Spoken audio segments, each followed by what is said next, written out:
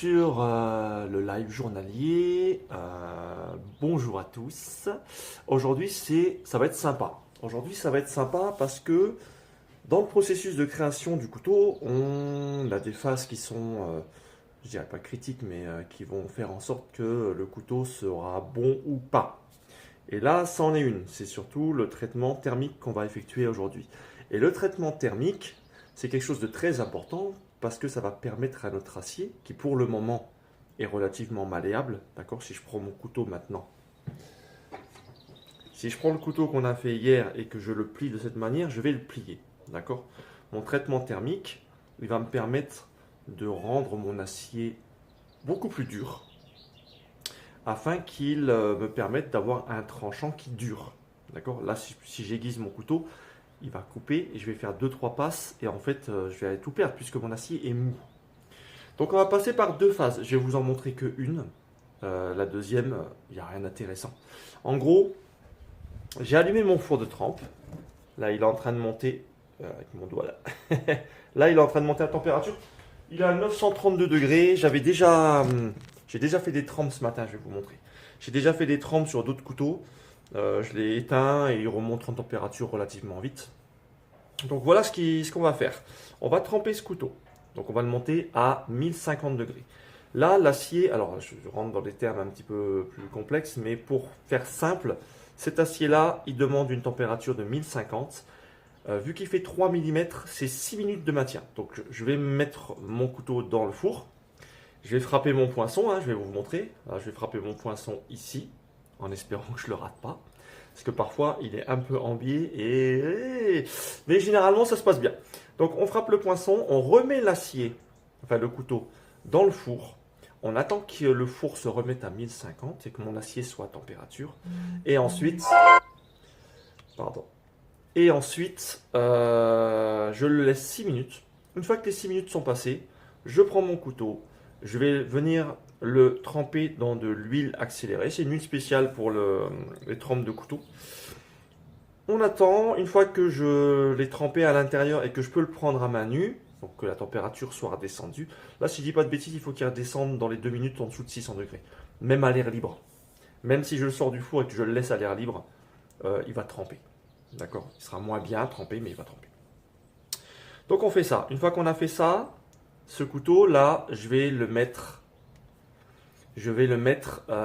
au four. Pour quelle raison?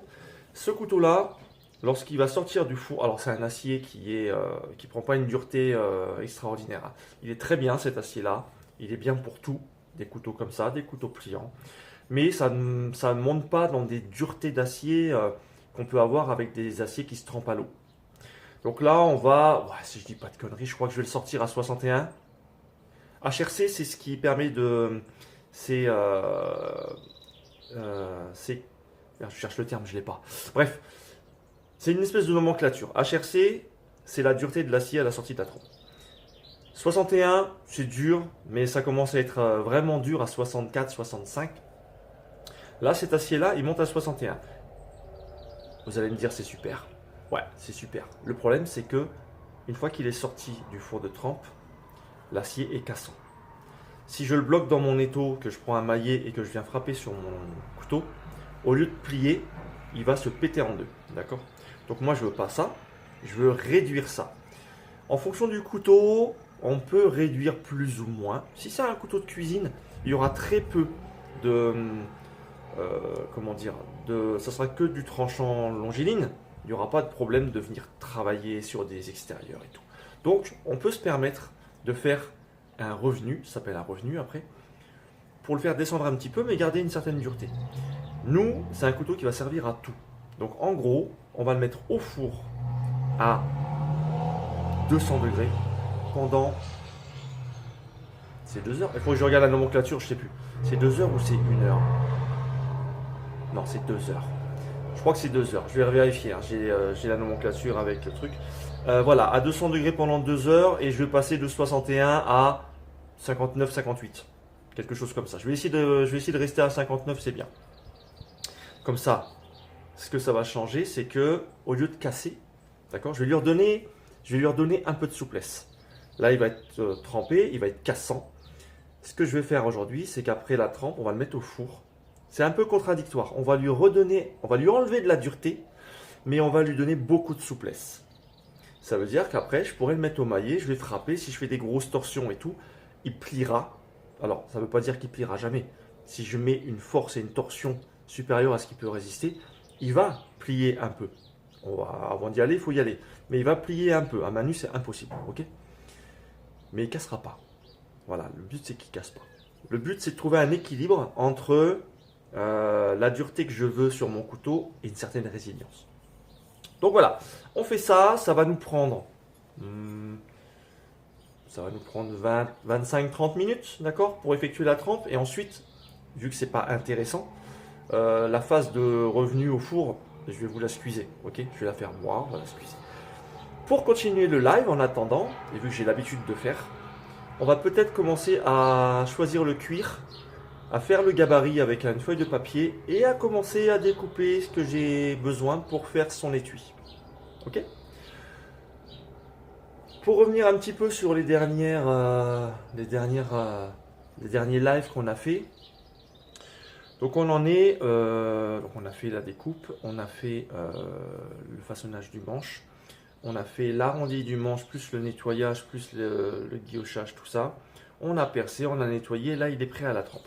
Celui-ci, c'est un acier inox. Normalement, l'acier inox, il est trempé dans un feuillard. Un feuillard, c'est ça.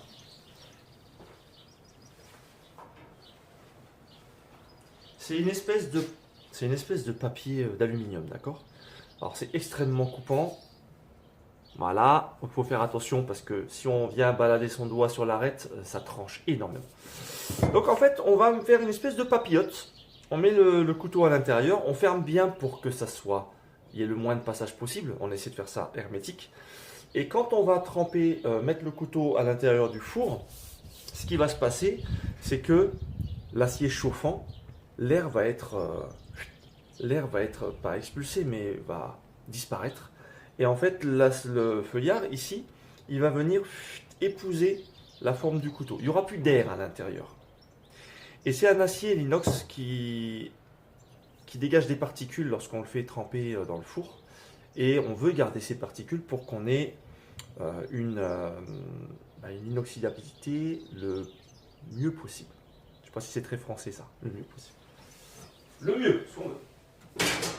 Sauf que la différence, c'est que moi, je fais ce système de trempe sous vide pour les platines des couteaux pliants.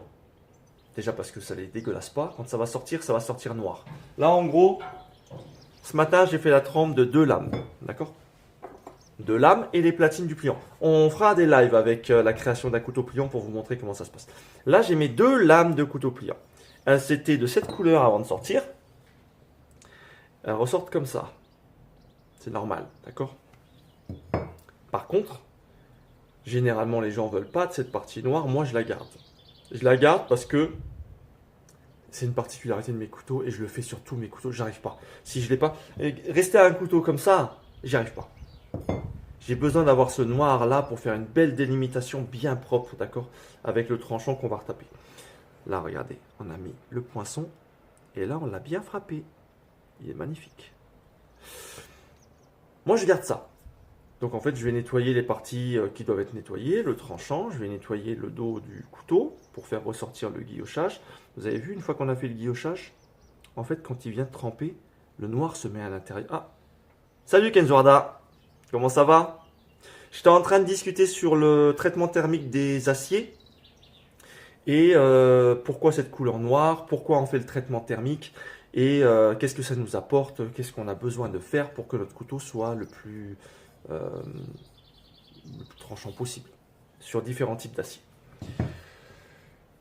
Donc, on va tremper, il va ressortir noir. On va le garder ce noir et on va retravailler que le tranchant, le dos. Ici, on va nettoyer parce que ça sera, on va avoir les plaquettes en bois. Si je laisse le noir, la colle, elle va pas bien prendre. Donc, je vais nettoyer grossièrement cette partie avec un grain très gros. Venir mettre des petites entailles par-ci par-là pour que ça colle bien. Par contre, à partir de là, ça reste noir. Donc c'est pour ça, j'en viens à ça parce que du coup je parle, je sais plus où j'en allais. C'est pour ça que ça, tout ce qui est lame, je trempe pas sous feuillard parce que je veux ce noir là, je le veux ce noir là, je le garde. Par contre la particularité c'est que vu que je garde ce noir là, l'acier qui est inoxydable, il l'est mais pas le noir. Ça veut dire que si je suis dans un endroit où c'est très humide, avec le temps, ça risque, alors c'est très surfacique, hein, mais il risque d'avoir des petites piques. Donc c'est pour ça que, je pense que c'est pour ça que les couteliers ne le font pas, parce que ça nique complètement l'oxydabilité du couteau. Moi je le garde, c'est juste que de temps en temps, il faut essuyer son couteau tranquille, pas pour la lame, pour ça. Mais j'ai jamais eu de soucis. J'ai mes couteaux pliants, je les ai, je travaille avec, je mange avec. J'ai jamais eu, même en étant mouillé, ça sèche à l'air libre, j'ai jamais eu de problème ici de pique. On va préparer le terrain. On est à la bonne température, le four est monté à 1040, le temps que je mette tout ça en place, c'est bon. Alors, moi j'ai un petit problème, pas un petit problème. Je mets des gants quand je vais placer ma lame dans le four. Je vais vous montrer comment c'est à l'intérieur. Je mets des gants parce qu'à chaque fois que je prends ma pince, d'accord, en acier, et que je viens rentrer mon couteau ou ma lame à l'intérieur du four, je me prends des châtaignes. D'accord, je me prends des châtaignes, je pense parce que la proximité entre les résistances électriques et l'acier qui arrive, ça n'aime pas trop. Donc voilà, on va aller là-bas, je vais vous montrer un petit peu comment ça se passe. Je vais venir placer...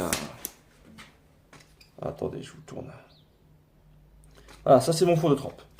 En gros, quand je vais l'ouvrir, regardez, à l'intérieur, il y a des résistances et ça monte à température. Voilà. Et au-dessus, j'ai mon moniteur qui me donne la température voulue, la température qui est affichée actuellement. Et ensuite, on est parti. Donc, je vais aller chercher mes gants parce que j'ai pas envie de mourir. Alors, l'huile, généralement, j'y trempe un morceau d'acier avant pour la chauffer. Elle est un peu plus fluide. Et quand je vais tremper mon couteau à l'intérieur, le fait qu'elle soit plus fluide, elle va me refroidir le couteau le plus vite. Et c'est surtout d'éviter d'avoir des différences de température. Parce que le couteau, bouge pas. On va faire un petit cours vite fait, ok? Là, on a une lame qui a la même épaisseur. Le seul endroit qui est critique, c'est le tranchant. Mais en gros, je pars d'une pointe vers l'extérieur. Il y a très peu de modifications dans la planéité de la lame. Par contre, celui-ci, à chaque fois, il va bananer. Ça veut dire qu'il va se retrouver à un endroit, il va faire comme ça. Si c'est un petit peu, c'est pas grave. Quand je sors de l'huile, je peux encore le travailler un petit peu. Il est encore malléable pendant 30-40 secondes une fois que j'ai sorti de l'huile. Donc je le regarde et s'il n'est pas droit, je viens l'appuyer, je le redresse un maximum, d'accord? Et ensuite il va refroidir, c'est bon. Et si jamais il y a une petite modification à faire, moi je le travaille comme ça, je le mets à l'étau à l'endroit que je dois modifier et avec un maillet en bois, je viens mettre des petits coups histoire de redresser mon couteau, mais je le fais que quand il y a vraiment un écart minime. Si je me retrouve en sortie de couteau avec une lame qui fait ça, je vais le remettre au four, je vais le remonter à température, je le redresse, je le repose, d'accord? Il y a une différence avec l'acier forgé, mais on en parlera plus tard quand on fera une vidéo où je forgerai pour vous montrer. Donc, ce couteau-là, il risque à cet endroit-là, qui est plus fin, d'accord? Cet endroit-là est plus fin qu'ici. Il risque de refroidir plus vite que ces parties-là. Du coup, il risque de venir bananer un petit peu. On va essayer de contrôler ça. Et peut-être qu'avec un peu de chance, il sortira droit et j'aurai pas de problème pour tout ça. Allez, je le prépare. Donc on a notre petit bain d'huile qui est ici. Voilà, que j'ai mis à côté de la fenêtre parce que j'ai pas envie de me prendre le retour de vapeur dans la tronche, c'est dégueulasse. Ça, je le mets de côté. On prend... Je les ai rangés les gants. Bien, on prend les gants.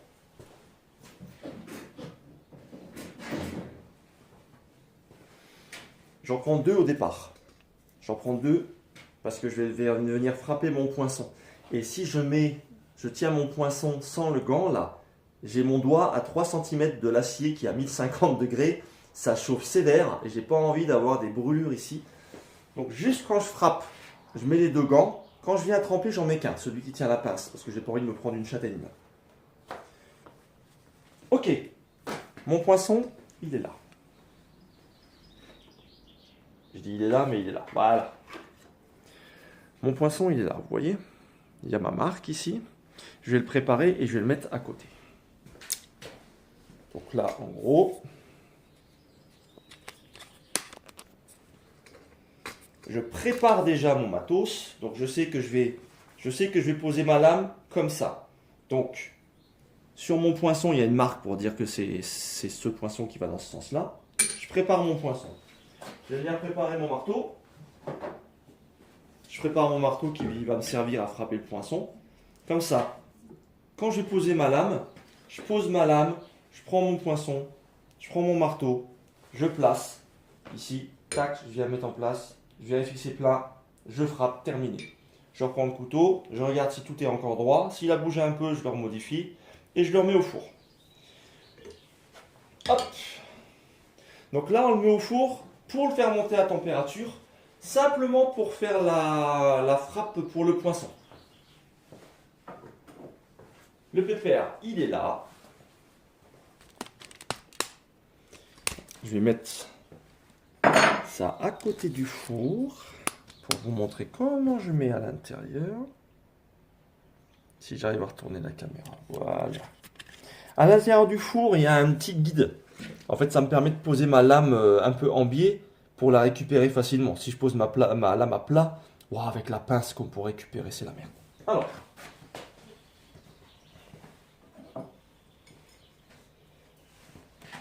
ma petite lame, hop, mon petit four, je place ça à l'intérieur, terminé. J'attends 2-3 minutes que l'acier chauffe. Et quand il est à température, je le frappe. J'ai pas besoin qu'il soit à température à 1050 pour le frapper. C'est juste que le temps que je le sorte, que je l'amène sur l'enclume elle est froide. Donc elle va refroidir l'acier. Donc en fait, si jamais je le monte trop peu en température, le temps que je l'amène ici, que je me place et que je le frappe, l'acier aura baissé en température. Et en fait, l'impact du poinçon, il sera moins profond.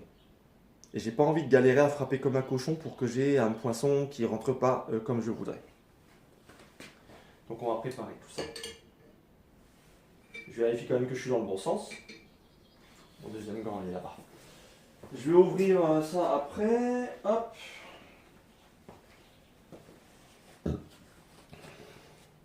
Bon, j'espère que je ne suis pas parti trop loin dans les explications. C'est très complexe. C'est très complexe. Quand on s'intéresse vraiment à comment ça fonctionne, à pourquoi cette température, quelles sont les différentes phases de l'acier.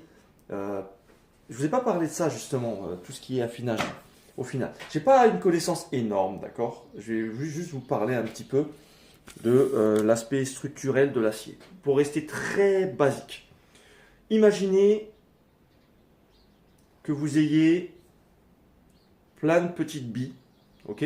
Des petites billes. Quand l'acier n'est pas trempé, ces petites billes-là, c'est comme si je les avais foutues dans un seau et que tout était mélangé n'importe comment. Ça fait que je vais me retrouver avec un grain d'acier, le grain, okay. Si je casse mon acier en deux et que je regarde la tranche, je vais avoir différents types de grains. Souvent, quand c'est pas trempé, le grain, on dirait un peu, et on dirait du papier à poncer grossier, d'accord? On voit les petites particules comme du sable. On dirait un peu du sable. C'est brillant, du sable. Le but de monter l'acier en température, ça va être de structurer. Je prends l'exemple des billes, hein, d'accord? De structurer ces billes pour qu'elles soient rangées proprement le mieux possible.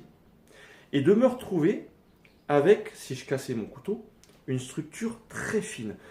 On dirait un peu du... Je sais pas comment on peut dire. On dirait du lait. C'est un peu laiteux. Si votre couteau est trempé à bonne température, quand on le casse en deux, ça arrive de casser des fois un couteau. Moi, ça m'arrivait de faire des trempes à l'eau. J'ai mal géré ma tension, ma libération de tension et ma frappe et tout ça. J'ai créé des micro-fissures. Je trempe mon acier dans l'eau, ça s'entend, ça fait... Tu ressors l'acier, tu as une grosse fissure, tu casses pour voir et tu vois le grain. J'en ai pas ici, je vous montrerai un jour. Et en fonction des types d'acier, eh ben, les températures ne sont pas les mêmes. Là, sur le 14C28, c'est 1050. Il y a une plage de température, elle est très courte là, d'accord? Et si on prend par exemple un acier en XC75, c'est l'acier basique qu'on a sur les Opinel, tout ça, ça va être du 800, entre 790 et 820 ou 850, d'accord? Donc en fait, ça dépend de la température. Et les différents aciers, à une température donnée, les billes donc, qui sont dans mon seau, elles vont se structurer le plus finement possible. Et je veux garder cet aspect-là. Et pour garder cet aspect-là, de mon grain qui est hyper lisse, je dois le refroidir brutalement pour qu'il se fige dans cette structure. Donc là, c'est ce qu'on va faire. Là, je vais sortir l'acier, je vais frapper. Donc là, pas de problème, l'acier, on s'en fout. Je le remets dedans. J'attends qu'il monte à température. 6 minutes. L'acier est comme ça. C'est 6 minutes. C'est 2 minutes par millimètre d'épaisseur. Donc ça fait 3 mm d'épaisseur, 6 minutes. Et ensuite, on ira le tremper. Est-ce que vous êtes prêts pour frapper? Je viens vous placer là tranquille. J'aime bien. Là, c'est intéressant. Vous savez pourquoi c'est intéressant? Parce que là, c'est le travail du feu. Et encore, on ne forge pas. Mais c'est le travail du feu. C'est toujours quelque chose qu'on aime bien faire. C'est visuel. C'est visuel. C'est l'acier qui est chaud. C'est tout ça. Bon, on est en place. Je vais venir chercher... De quel côté je vais me mettre? Parce que c'est un peu la merde. Si je me mets de l'autre côté, on ne verra pas. Vous savez ce qu'on va faire? On va venir de l'autre côté. Comme ça, vous verrez bien ce que je fais. Sinon, je vais vous cacher avec mon épaule. Donc, je vais venir poser la lame comme ça. Allez, je vais la récupérer. On regarde ça. Hop. Attention, ça va être rapide. J'ai ma lame qui est ici. Je la pose. Ça, je m'en fous. Je prends ici. Je place là où je veux. Je le mets à peu près droit. J'arrive pas à l'avoir droit, ce connard. J'ai fait mon poinçon. Je vérifie ma lame. Hop là.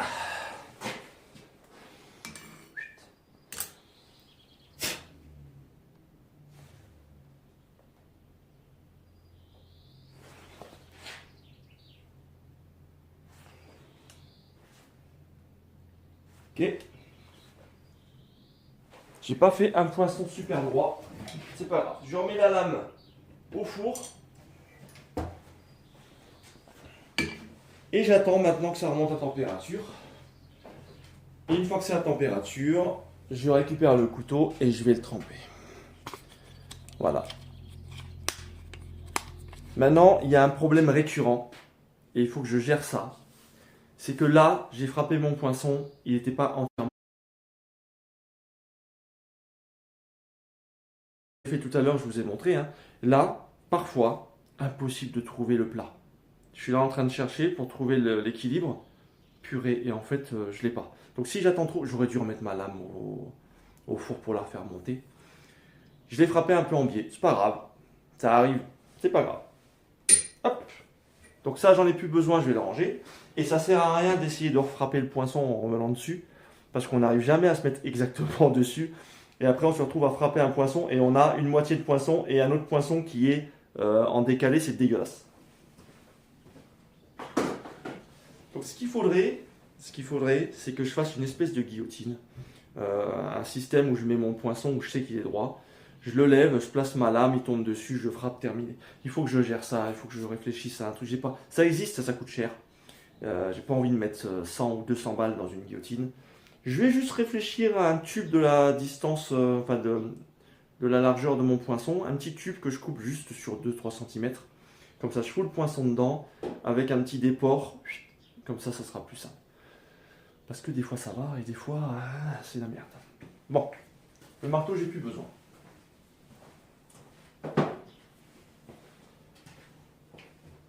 Là. On va aller voir la lame. Ouais. L'huile, elle est encore chaude.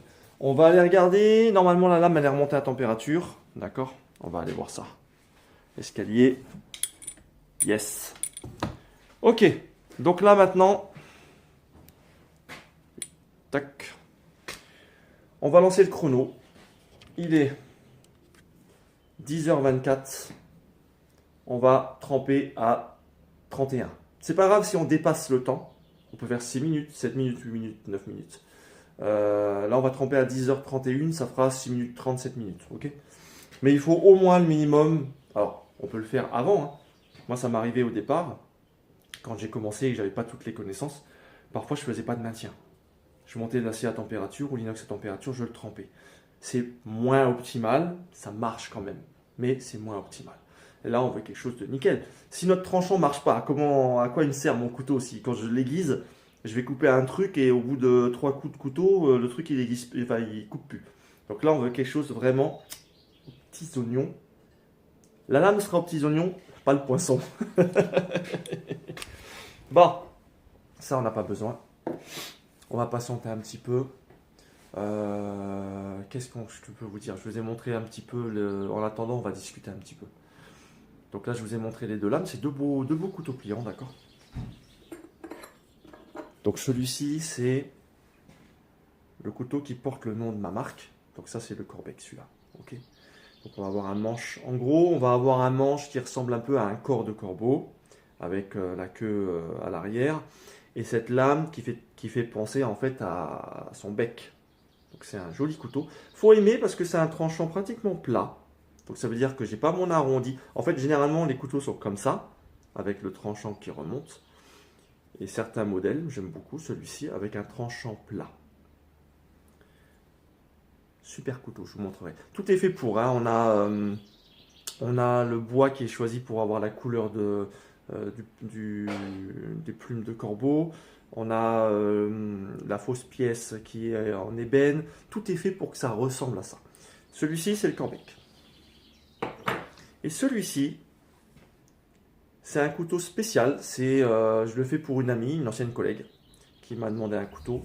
Donc ça, c'est un modèle qui est fait sur mesure. Elle a son couteau à elle, avec ses gravures, avec tout ça. Et là, on est sur une lame normale, d'accord, avec un tranchant classique. Fin, j'ai tendance à faire des lames un peu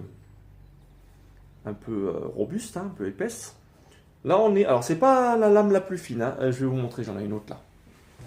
Il est où? Attendez, je vous montre ça vite fait. J'en ai une qui a cette tendance-là à être encore plus fine. Qu'est-ce que j'en ai foutu? Wow, je sais plus où je range les trucs. Qu'est-ce que j'en ai foutu? Ah, voilà. Vous voyez la différence? Là, sur une grosse lame, et là, on est sur... Ça, j'ai jamais fait plus fin, d'accord? C'est ma lame la plus fine. Là, c'était un truc que j'ai raté, donc je l'ai gardé. Ça me sert pour gratter. Donc voilà, ça, c'est ma lame fine. Ça, c'est celle que j'ai faite pour une amie. Donc voilà, elle est un peu plus épaisse. Et ça, c'est celle que j'ai pour le Corbeck. Donc on est sur des formes et des trucs différents. Ça, je le laisse là. On est à 27, encore 4 minutes. On va attendre un petit peu. Donc là, pour rappeler ce qu'on a fait, c'est que quand je vais venir tremper ma lame, ça va prendre une petite trentaine de secondes, 20-30 secondes pour que mon acier descende assez pour que je puisse le récupérer à la main.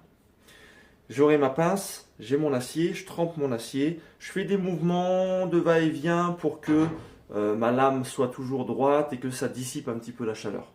Bon là, mon huile de trempe, le bac il n'est pas énorme, donc je vais venir faire des petits mouvements comme ça. Et ensuite, j'évite de faire ces mouvements-là parce que l'acier étant malléable, j'ai peur que ça me fasse bananer un petit peu mon acier. Donc juste des mouvements comme ça, je me balade.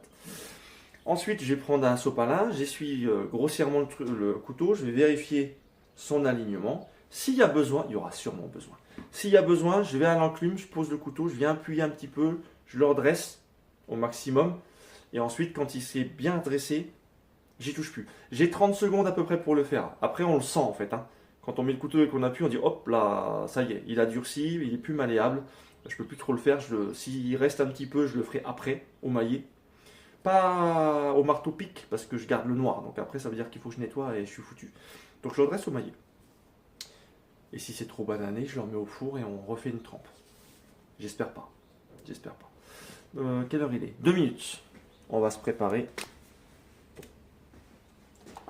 J'ai d'autres couteaux en cours. Donc j'ai ces deux pliants là que je suis en train de terminer là.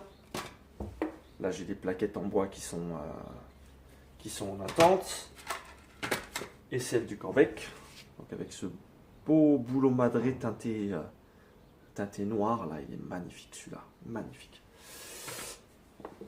Et j'ai un Puko, c'est un couteau scandinave qui sert un peu à tout. C'est vraiment le couteau pour aller pour manger à en forêt, couper du bois. C'est surtout pour trancher le bois parce que le tranchant est très fin.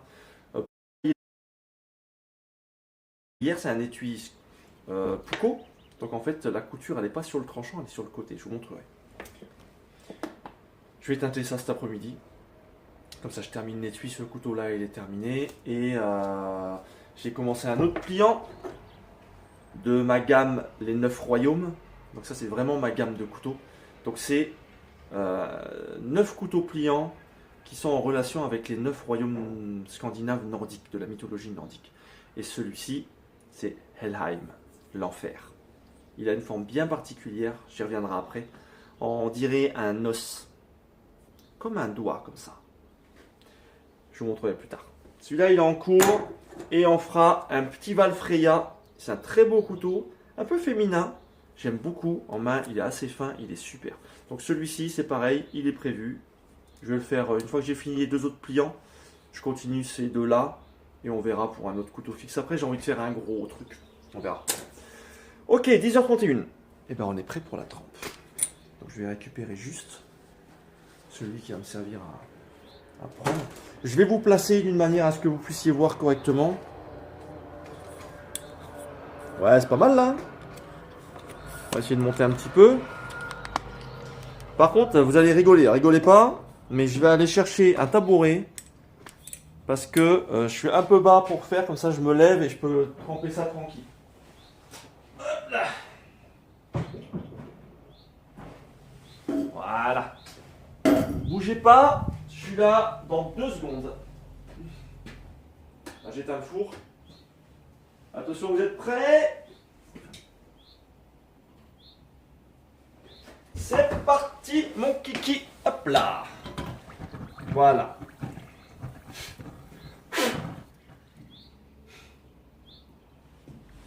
Et là, on est pas mal. Je fais mes petits mouvements pour refroidir mon acier, d'accord? À droite, à gauche, tranquille, je me balade. J'essaie de récupérer l'huile la plus froide possible.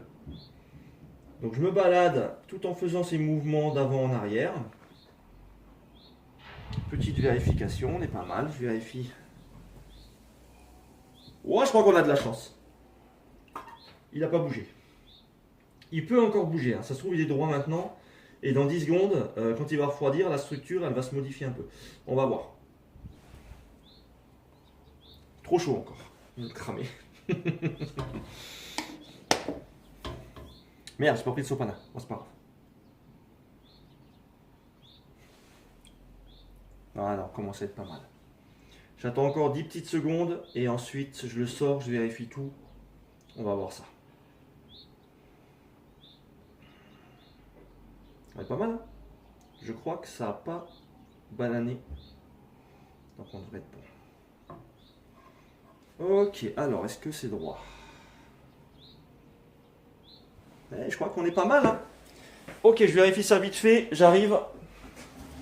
Je prends un sopalin. Voilà, j'essuie grossièrement. J'essuie grossièrement mon couteau. Je vais vérifier ça. Ok. Est-ce qu'il est droit? Wow, on a eu de la chance, il est nickel, il n'a pas bougé. Cette huile-là, elle est super. C'est une huile accélérée. Elle évite les déformations. Et purée, pour une fois, j'en ai pas eu. Ah non, le poinçon, c'est pas pire. Allez, je vais vous montrer, ça va. On a évité la catastrophe. Je vais vous montrer ça. Ok. Ma trempe est terminée. Je passe le couteau de l'autre côté. Bougez pas. Voilà. Ok. Et ben, on est pas mal. Le couteau est droit. Franchement, le couteau, il n'a pas bougé. Peut-être un chouïa. Mais ça y est, il a trop refroidi, je peux plus. Ouais.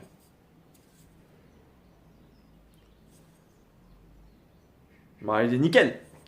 Regardez la couleur qu'il a en ressortant. Il est noir. Alors c'est pas vraiment noir, c'est gris anthracite. On est sur ça. Tiens, regarde la trempe, elle s'est bien passée. Attendez, j'arrive. Nickel. Il n'a pas bougé, il ne fait pas tomber parce qu'il va casser si tu fais tomber. c'est bon, nickel. Donc voilà, on a terminé la trempe. Je garde ce noir là. On vérifie quand même mais là, il est nickel, il n'a pas bougé. Il n'a pas bougé. Donc c'est fini pour lui. Je vais l'amener au four. Je vais le mettre à 200 degrés pendant 2 heures. Il va tranquillement faire son revenu. Et ensuite, on retravaillera pour nettoyer ces parties-là qui vont être sur le couteau. Tu veux un truc, papa? C'est beau ce que je dis. Hein. Oui, oui. Merci. C'est mon père qui est là. Du coup, pour ça, c'est terminé. Je le mets de côté. J'ai éteint le four pour travailler sur le cuir. Et on va travailler notre gabarit. On va commencer. Même si j'ai pas encore les plaquettes qui sont autour, avec le temps, on sait, d'accord, comment les dimensions de notre étui en cuir. On va faire notre gabarit en papier. Ensuite, on n'aura peut-être pas le temps si on va choisir le cuir. Alors, là, c'est pour tout ce qui est couteau fixe, le cuir, je lésine pas. Donc, c'est du cuir premium, tannage végétal. Il n'est pas teinté, c'est moi qui choisis la teinture. Souvent, c'est un marron. Hop, attends, je ferme la fenêtre. Parce qu'il y a le motoculteur qui va partir. Voilà. Donc souvent ça va être un cuir, un beau cuir. Et j'ai vu la différence, là on discute un petit peu. Bah, je vais m'asseoir. On discute un petit peu. Ah. J'ai fait pas mal de tests. Avec des cuirs de qualité normale, avec des cuirs de second choix, avec des cuirs premium, des cuirs pleines fleurs, voilà. J'adore travailler le cuir, c'est génial à travailler. J'ai fait quelques étuis en Kydex sur certains modèles. J'aime pas ça parce que ça abîme la lame. Le Kydex, il suffit qu'il y ait de la poussière qui rentre ou du sable. Et à chaque fois qu'on fait rentrer les lames, on vient faire des rayures sur les trucs. Je suis pas fan, d'accord, j'aime pas ça de Kydex. Ça m'est arrivé de faire des étuis nordiques avec des fourreaux en Kydex. Au départ, c'est plus simple. Maintenant, je les fais en bois. Je prends une palette, je découpe ça. Je fais mon fourreau en bois avec une belle forme. Et comme ça, quand le cuir est moulé au-dessus, en fait, ça me fait ressortir les formes que j'ai décidé de faire sur mon fourreau. Je voulais dire quoi? Oui, les qualités. Les qualités de cuir. En fait, la différence qu'il va y avoir, c'est pas vraiment sur la manière de faire. C'est pas le cuir qui soit en second choix ou premium. Il va se travailler pareil. D'accord? Peut-être à la coupe, le second choix... il est un peu plus granuleux, enfin je sais pas comment dire, il y a une espèce de sensation, on sent que la coupe elle est moins bien. La grosse différence, mais alors la grosse différence, elle va se faire sur la teinture.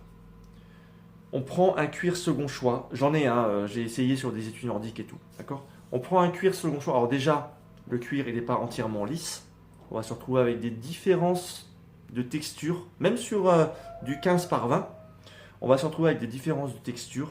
Et ces différences de texture, quand on va les teinter, la teinture, elle n'aura pas du tout la même couleur. Sur un cuir second choix, un marron, un beau marron, d'accord, vraiment un beau marron, il va tirer sur le marron gris. C'est vraiment, je ne comprends pas. Je ne sais pas pourquoi. Alors que si on prend un cuir premium, alors là sur les couteaux fixes, je prends du 3,3 mm. C'est du beau cuir, bien épais. D'accord, ça fait un bel étui. Robuste, rigide, bien. On passe le marron, il ressort marron fauve, il est magnifique. La nuance, elle est superbe, ça n'a rien à voir. Et je détesterais avoir un couteau avec un étui, un très beau couteau, d'accord, bien fini, avec un beau manche, avec des belles finitions super, et de me retrouver avec un étui enfin, c'est pas péjoratif, mais avec un étui qui n'est pas à la hauteur du couteau. Pour moi, un couteau, c'est un beau couteau, un bel étui.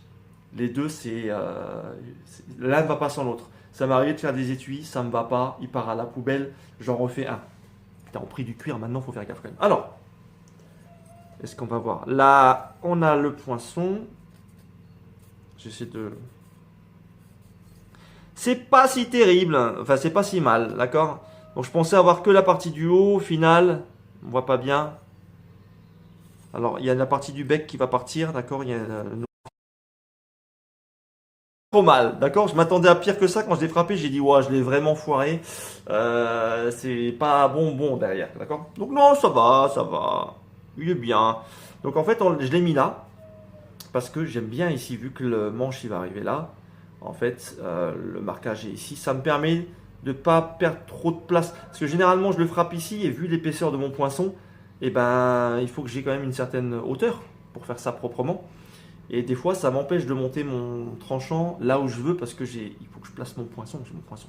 Je ne peux pas le placer ici, mon poinçon. C'est dégueulasse. Donc voilà. Ce couteau-là, on le met de côté. Je vais vous emmener avec moi et je vais aller me laver les mains. Parce que comme ça, c'est dégueulasse. 40 minutes, ouais, on est bien. Allez, je vous emmène avec moi. Parce que là, il faut que je me lave les mains.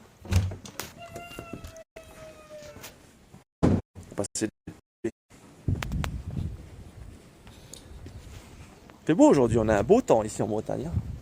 Il y a un peu de vent. Il y a toujours du vent. Il y a un peu de vent, mais franchement, on a une belle journée. Voilà.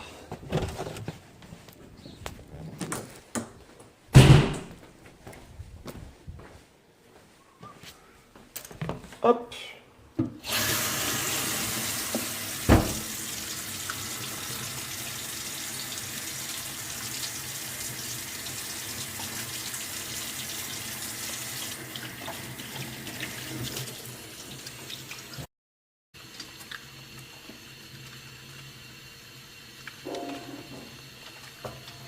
Voilà, c'est bon. Ouah, c'est brûlant.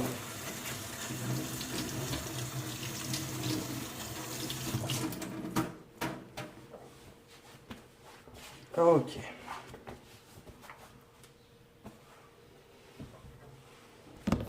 Donc ce que je vous parlais tout à l'heure, là j'ai un exemple, d'accord, j'ai mes trucs qui sont au four, voilà.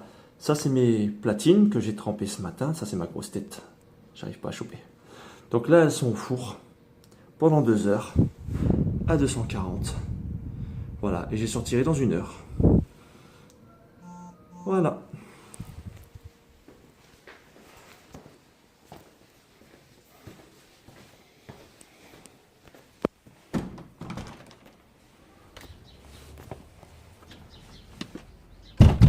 Ok.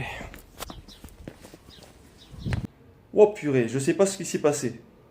Est-ce que... Alors, il y a quelqu'un de connecté. Celui qui est connecté, s'il vous plaît, dis-moi si ça va, si la vidéo est revenue. En fait, c'est parce que je suis parti chez moi, je suis passé sur le Wi-Fi, ça a coupé le truc. Est-ce que c'est connecté? Est-ce que c'est connecté là maintenant? Est-ce que tu me vois? Est-ce que tu me vois ou est-ce que je relance le live?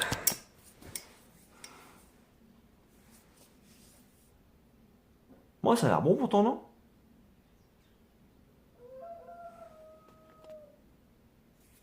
Je sais pas. Est-ce que c'est bon ou pas? Connexion en cours, connecté, chat t'es connecté. J'ai fait la merde. Connecté au chat. Ok. Donc, est-ce que tout va bien? Est-ce que tout est revenu normal? Parce que je suis parti me laver les mains pour travailler le cuir. Normalement, c'est bon. On est pas mal.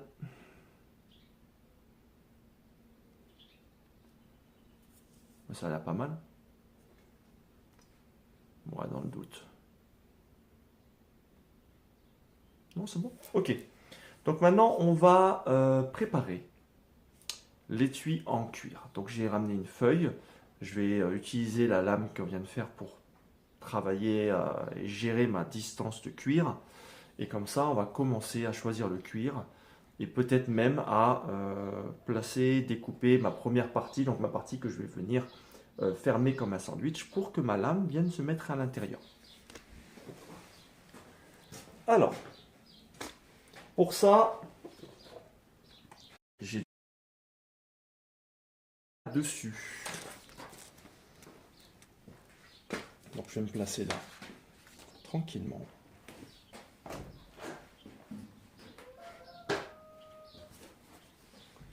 Je vais enlever tout ce qui est dégueulasse.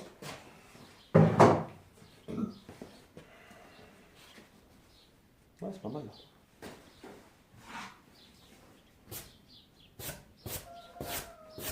Ça vient d'où ces vis là? Attends. Non. Oh merde. Oh merde.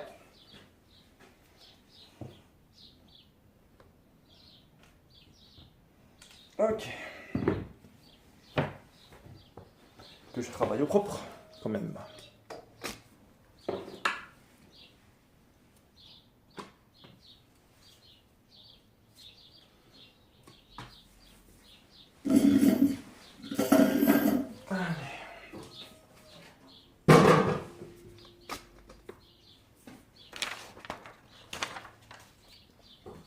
Je vais chercher un crayon, il est là. Ok. Je sais pas, j'espère que tout est revenu en ordre. J'ai pas envie que ça foire. Je vais poser la question à quelqu'un.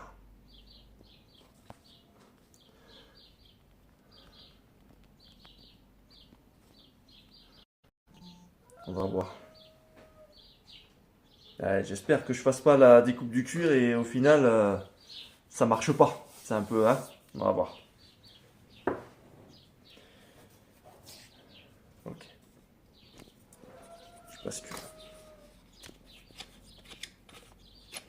Ah, je sais pas. Bougez pas, je relance le live tout de suite. Comme ça, je suis sûr. Normalement, voilà, super. Bon, je savais pas. Je savais pas si... Ok, si je suis en com avec mon fils, là, il me dit qu'il n'y a plus rien. Bah, c'est normal. J'ai relancé le live. Comme ça, on est tranquille. Je n'étais pas sûr, je travaillais sur le cuir. J'ai pas envie de perdre cette partie-là parce qu'au final, elle est intéressante aussi. Donc, ah, ça y est. C'est bon, super. Ok, nickel. Je ferai un montage pour coller les deux après. Je sais pas comment on fait, on va gérer ça. Donc, j'ai ma lame qui est ici. Je vais essayer de pas trop dégueulasser. Je vais reprendre un sopalin propre. Voilà. Pour enlever un maximum. Bon, là, je travaille sur le papier, c'est pas grave. J'ai ma lame et je vais travailler mon étui. Je vais vous placer d'une manière à ce que vous voyez là où je bosse. Voilà, ça vous va comme ça? Super. Hop. Ok, alors, je vais déjà marquer mon centre. Ça sera plus simple pour la symétrie. Ok, mon centre, il est là. Je vais récupérer ça. Et là, en gros, mon étui, je vais le faire en une seule pièce. Une seule, c'est-à-dire, je vais avoir mon étui pour ranger mon couteau et mon passant ceinture. Je ne vais pas le rapporter. Ça sera fait dans le même cuir. Donc en fait, je vais le retourner, je vais le tremper.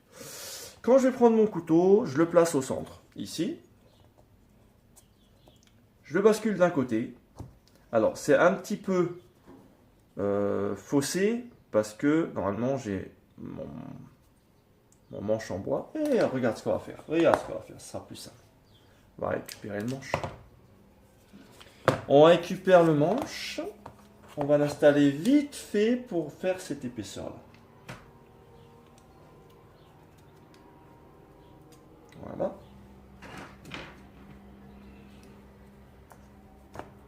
Et voilà. Voilà comment ça va être classe. Ok. Merde, putain, j'ai pas mis le bon. C'est pas grave. Je mets ça. Et en fait, je viens de dire, ok, là je fais ça, bim, et je tombe ici.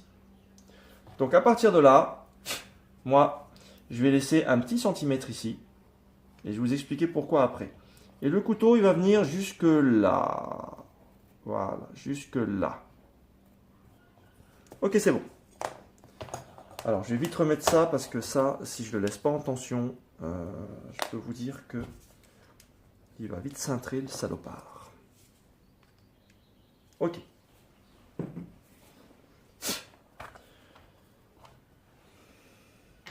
Merde, j'ai oublié de mettre ma pointe. Ma pointe, elle va jusqu'où? On va le faire venir là. Ma pointe, elle va jusque là. Ok. Là, je mets mon couteau. Donc là, je remets comme j'étais tout à l'heure. Et je viens tracer en gardant à peu près 1 centimètre. Ici. Là, je vais avoir la surépaisseur du manche. Donc si je partais faire un trait droit, ça veut dire que quand je vais rentrer mon couteau, ça forcera ici. Parce que mon cuir, vous avez vu, il est au même niveau que mon tranchant. Mais ce n'est pas la même épaisseur. ma lame elle fait 3 mm. Ici, je serai plutôt à 17-18 mm. Donc ce que je fais, c'est que je viens chercher un peu plus loin. Voilà. Un petit peu plus loin de 3-4 mm. De manière à avoir un étui qui soit cohérent. Et ensuite, je pars de là et je fais mon petit arrondi pour venir là. J'aime bien, c'est une forme sympa, simple, mais très propre. Une fois que j'ai fait ça, eh bien, je vais travailler de cette manière-là et je vais retracer mon étui.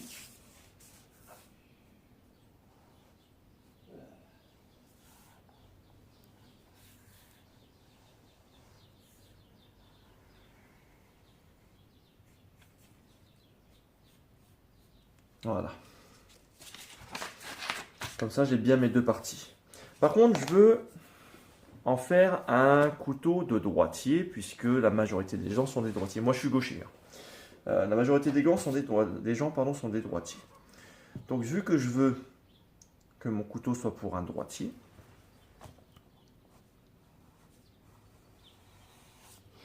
ça veut dire que quand je vais fermer mon couteau, il sera porté à droite. Donc là, j'ai mon étui qui est ici, mon tranchant qui est là. Je veux qu'il soit porté comme ça. Donc s'il est porté comme ça, mon passant est de ce côté-là. Donc je vais tracer le passant ici. Mon passant, je vais venir, donc là, hop, ici, hop. Voilà, c'est rien d'avoir un passant trop épais, hein. Surtout sur un couteau de ce type. Et ensuite, on va venir allonger ça.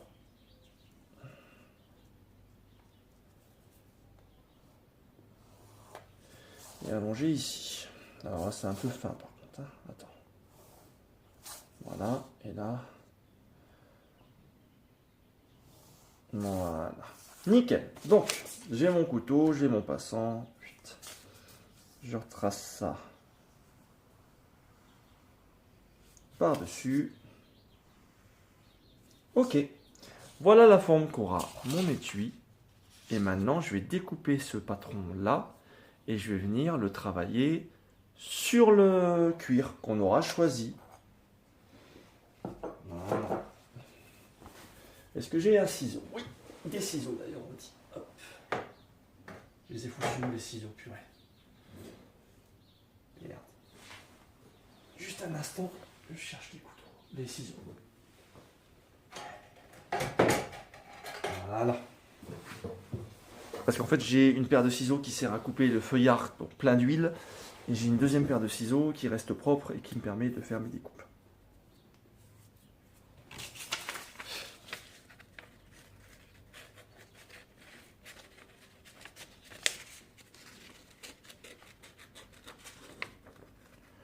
Après, je m'embête pour tout ça, mais au final, je sais que parfois, les gens découpent bien gras et ensuite ça tape à la machine. Moi, j'aime bien avoir quelque chose qui soit à peu près nickel dès le départ. Et ensuite, s'il y a besoin... De toute façon, quoi qu'il arrive, quand on fera l'étui en cuir, on va le plier, on va le coller. Donc, j'ai de la colle spéciale pour le cuir.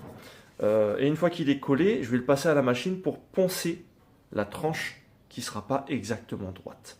Et une fois que j'aurai poncé cette tranche-là, je vais venir tracer mon trait de couture, percer, et ensuite avec un fil et un point de sellier, c'est-à-dire un fil plus une aiguille de chaque côté, je vais venir faire ma couture comme ça.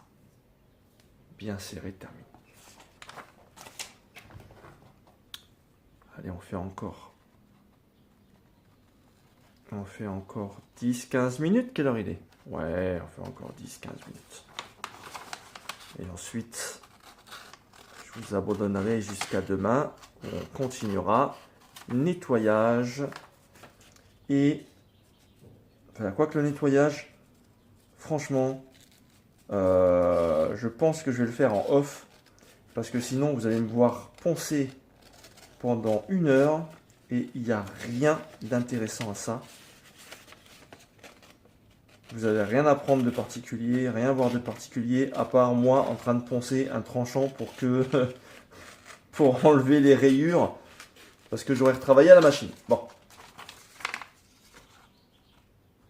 Je vais quand même vous montrer un truc avant de terminer sur la lame, pour que vous ayez un beau truc.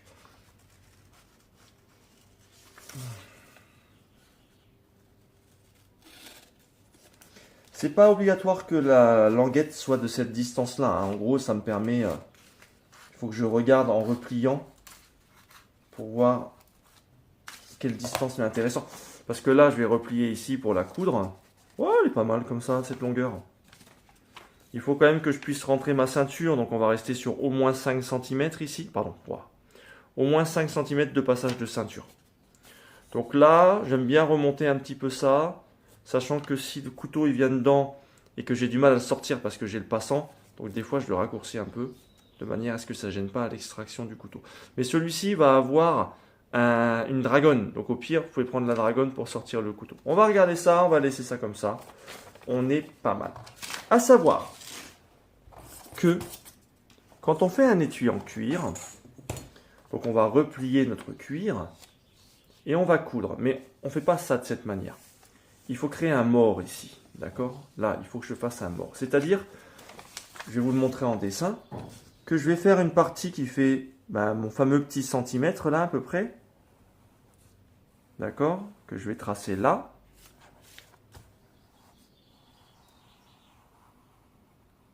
Vous savez à quoi il va servir ce truc? Eh bien, il va servir à protéger les fils du tranchant de la lame. J'ai mon couteau, on est d'accord? Je vais rentrer mon couteau. Si j'ai pas ce système-là de mort, j'ai mes deux morceaux de cuir et directement ma couture. Et si jamais, pour une raison ou une autre, je rentre mon couteau comme un gros cochon, et je tranche le fil ici avec mon tranchant, je perds mon étui. Là, je vais mettre un morceau de cuir qui sera ici et qui va protéger la couture. Ça va me faire une surépaisseur et si mon couteau rentre, il ne va pas trancher le fil, il va mordre un petit peu dans le cuir. Et bien là, on est pas mal. Est-ce qu'on va pas choisir notre petit cuir? Il est où notre cuir? Il est là-bas. Ok, on fait le choix du cuir, on dessine la forme dessus et on va s'arrêter là pour aujourd'hui. Parce que sinon, on va faire un live de 2 heures. C'est pas que ça me déplaît, mais après j'ai d'autres choses à faire. Ok. Là, on a les différents cuirs. J'ai ma boîte à cuir. Je vais essayer de reculer un petit peu. Je sais pas si on peut... Voilà. Là, j'ai ma boîte à cuir. Ok. Ça, c'est du petit cuir. Et ces petits cuirs qui font à peu près 2 mm d'épaisseur, là, il y en a 3. Ces petits cuirs qui font à peu près 2 mm d'épaisseur, je m'en sers pour faire les étuis de couteau pliant. Comme ça, c'est un bel étui de couteau pliant. C'est du cuir premium, toujours pareil. Ça, c'est ce dont je me servais avant pour faire les étuis de pliant, mais du coup, c'est de moins bonne qualité. Maintenant, je les coupe et je fais des manches de couteau. Donc, en fait, je coupe des petits carrés et ça me permet de faire des épaisseurs de manches de couteau. Donc ça, je m'en sers pas. Nous, ce qui nous intéresse aujourd'hui, vu la grandeur du gabarit, on est d'accord que là, il va manquer un morceau pour faire mon couteau. Donc je peux pas, vu que je veux faire d'une seule pièce. Alors pour faire d'une seule pièce, on va venir taper dans les grosses plaques de 30 par 40 du gros cuir qui fait 3 mm, 3 mm 3 d'épaisseur. Ah là, le gros cuir. Hop. Est-ce qu'ici j'ai assez? Dommage, il manque un petit peu. Donc ce cuir-là, je le garde pour plus tard. Ça sera pour un autre couteau. Du coup, je vais taper dans une nouvelle plaque de beau cuir. Alors ça, là, cette plaque-là, là, ça vaut 40 balles. Donc quand on perd un étui parce qu'on a fait de la merde, ça fait mal un petit peu. Ok. Une belle plaque, cuir premium, nickel, avec un beau 3 mm d'épaisseur. Alors là, maintenant, il faut faire attention. Il faut faire attention à la salissure et il faut faire attention surtout aux ongles. Vous avez vu que mes ongles, ils sont nickel. Parce que là, quand je vais travailler le cuir, Si je commence à marquer mon cuir avec mes ongles, et ben en fait, je vais détériorer le cuir et après, ça sera moins beau. Donc, il faut que mon cuir soit le moins marqué possible. Et vu, hop, j'ai mon petit gabarit. Je vais pas mettre le côté où j'ai mon truc. Par contre, il faut surtout pas se tromper. Je dois le fermer comme ça. On était d'accord, hein? Je dois le fermer comme ça. Si là, maintenant, je fais ça, il sera du mauvais côté, c'est un étui de gaucher. Donc, attention, il faut que je le mette comme ça. Mais vu que j'ai pas envie de salir mon cuir, eh ben, on va travailler derrière. Donc là, je vais me choisir un endroit. Ouais, là, c'est pas mal. Regarde, nickel. Et ça me permet de garder de la longueur pour le reste. Donc, je vais le travailler ici, mon cuir. J'ai un petit stylo spécial cuir qui marque bien. J'espère qu'il n'a pas séché. Sinon, il ne marquera plus rien du tout. Je vais chercher ça dans la boîte. Il est où? Il est là. Parce qu'en fait, pour vous montrer, dans cette boîte, je vais avoir différents types de fils, de différentes couleurs. Je vais avoir des teintures, je vais avoir du matériel qui va me servir à marquer mon cuir, à percer mon cuir, comme cette petite alène ronde, ou alors cette petite alène, comment on dit ça, losange. Je ne sais pas comment on dit, on voit pas bien. Ça c'est après pour la couture. Donc, j'ai mon petit stylo spécial marquage cuir. Maintenant, on va voir s'il marque toujours. Je vais venir placer ça. Je laisse une petite marge, hein, on ne sait jamais. Puis à couper, c'est plus chiant.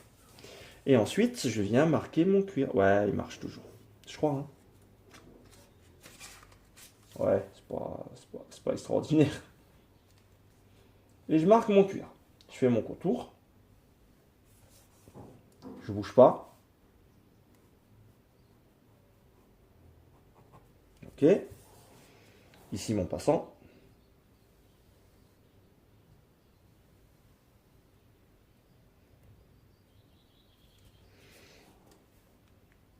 Désolé, hein, je mets la main devant. Voilà. Et ensuite, j'aime pas travailler de ce côté-là. Alors c'est bizarre parce que là on est protégé. J'aime pas travailler de ce côté-là parce que c'est plus difficile à couper en tapant dans le côté fleur. Je préfère travailler sur le côté lisse. C'est quand même plus cool pour venir travailler la découpe du cuir. Voilà, notre étui est dessiné sur notre cuir. Est-ce que maintenant je prends vite fait le temps de le découper ou pas? Quelle heure il est? Non, on va garder ça pour demain. On va garder ça pour demain. Parce que là, sinon, ça m'engage sur plusieurs dizaines de minutes.